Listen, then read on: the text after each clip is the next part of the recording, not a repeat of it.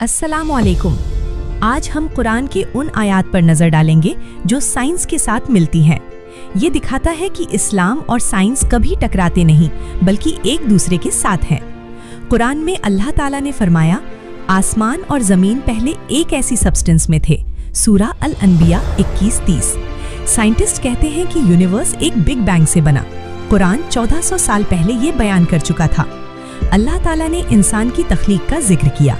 हमने इंसान को एक नुत्फा से बनाया। सूरा अल-मोमिनून 23:13। ये मॉडर्न एम्ब्रियोलॉजी के साथ मैच करता है।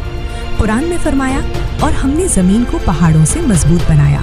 सूरा अन-नबा 78:6-7। साइंटिस्ट कहते हैं कि माउंटेन्स अर्थ की क्रस्ट को स्टेबलाइज करते हैं। कुरान में पानी का साइकिल भी बताया गया। अल्लाह ने बारिश से पानी बरसाया। सूरा अर-रूम 30:48। ये मॉडर्न हाइड्रोलॉजिकल साइकिल के साथ परफेक्टली मैच करता है। ये सिर्फ चंद एग्जाम्पल्स हैं। कुरान हर दौर के लिए गाइडेंस और इल्म का सोर्स है। अल्लाह ताला की कुदरत और हिकमत का सबूत हर आयत में नजर आता है।